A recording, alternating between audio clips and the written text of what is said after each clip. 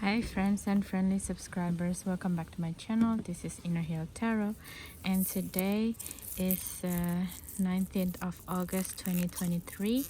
We're going to do unboxing, silent flip through, and personal take this Infinity Tarot by Pierluca Zissi from Lo Scarabeo. And I've been wanting this deck for a while now, but for some reason I never get the chance to have it. And for some reason someone was trading it in a social media group and I didn't catch it, and I don't really resonate with that person energy. So in the end I just got it in I'm looking at in other social media, and I met this seller. I got the seller. For some reason that person is agreeing to selling below the asking price, which make it very affordable to me because it's become the same price as like today's one of those indie deck from Kickstarter, for example, that kind of price. So I was quite ecstatic for getting it with that price. And when I got it arrive, I thought it's already open, but actually it hasn't been open yet. So it's kind of like a double wow for me, because then I get to do the unboxing.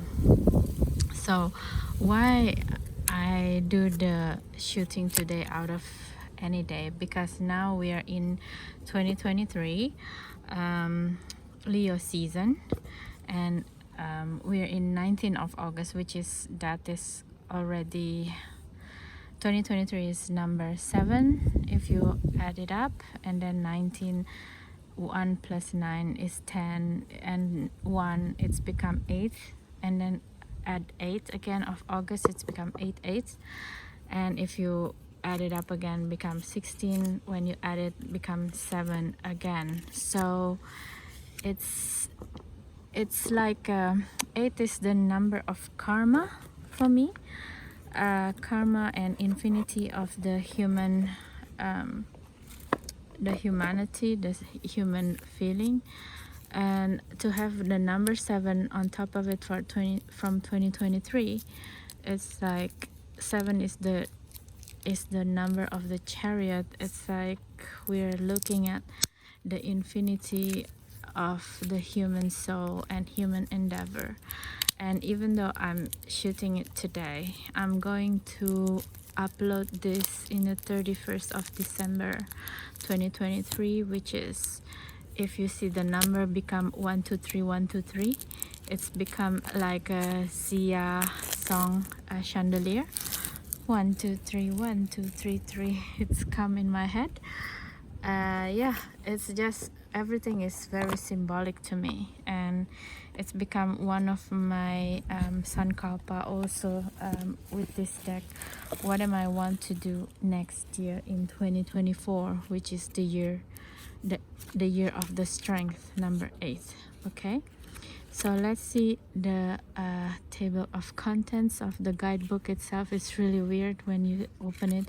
It's become look like a butterfly. It's very interesting. And right in the beginning, by the way, this is from 2015, so it's very different from how they do the guidebook these days. You know, it's 8 years ago. Another number 8. So this is like 2014. So probably, is this possible that this is a reprinting? Probably. Okay.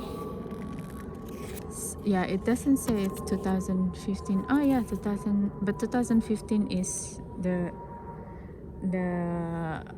outward, I mean the published one. Probably this is like they buy the right on 2014 already.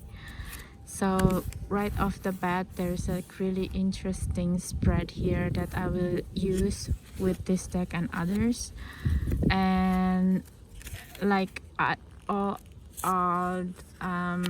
Lo Scarabeo guidebook, it's very thin and it's only have several pages of English, and the others is other European languages. So I'm not going to talk about it so much, and let's just do the silent flip through first, and I will do the personal take of this deck. Okay, so enjoy.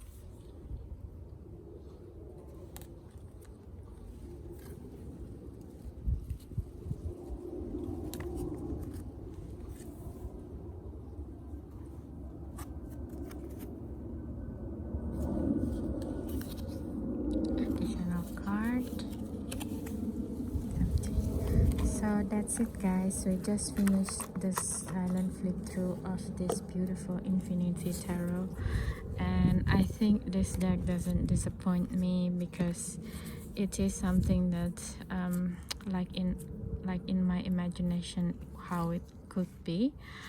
I love the act of repetition that's showing a lot in this deck. For example, this magician card, it's the way to see repetition and infinity. It's really beautiful, and talking about how your action is echoing to the future as well. So you have to be careful with your magic, because yes, in a way that's you're shaping your reality, but it's also become a bound to yourself as well. It's a really beautiful magician card. And yeah, I really love a lot of the depiction in this deck actually.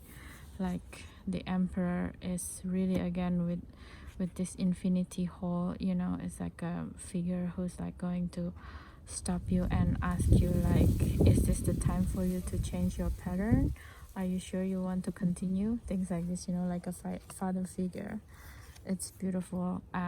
The thing that I don't like is like some of the placements, especially the upper part of the hole. It's unfortunate, like this is kind of like going into the lip of this angel being, as also like this guy have hole, the charioteer has hole in his inside his chest. I think it's unfortunate, and a lot of people got cut out in the underarm, like the Lady Justice and also the Hermit.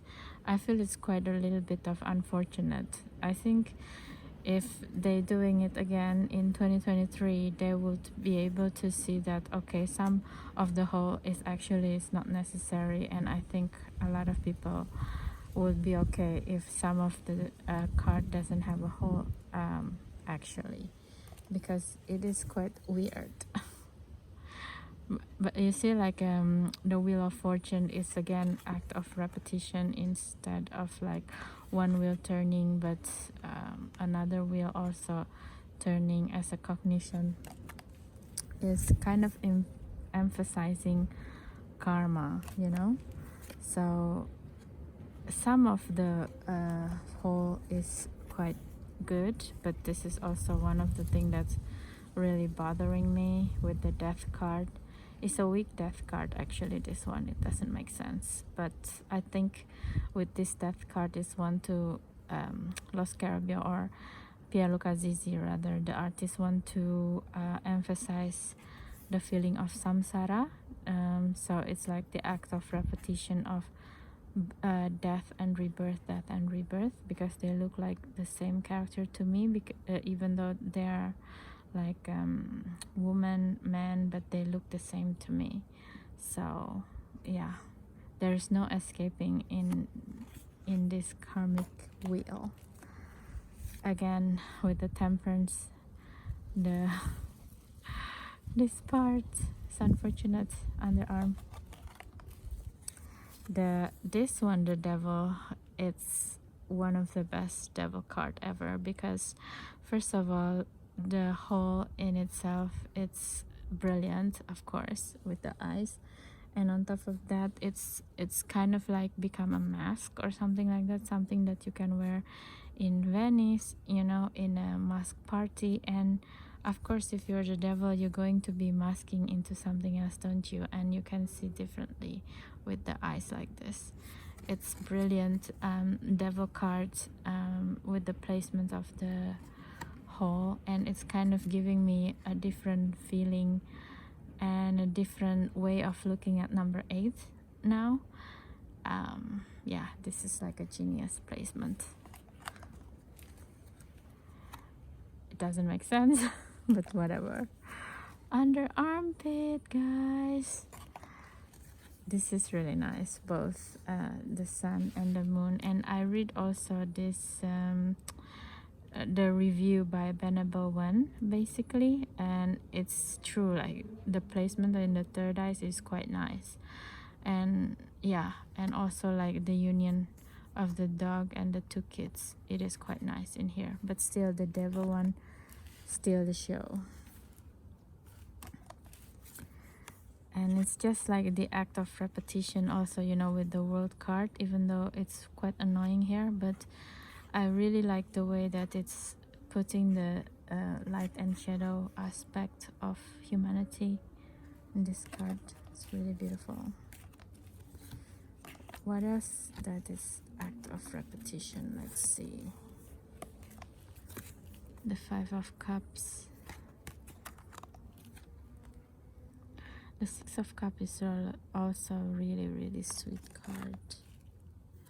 The Seven of Cups is unfortunate with the dragon is being held up here, but I really love this. It's like this cup going into nowhere, you know. It's the symbol of illusion. If you keep entertaining of a bullshit idea or something, or if you keep entertaining people who don't give back to you, this is what happened. It goes to nowhere, it goes to void. It's beautiful.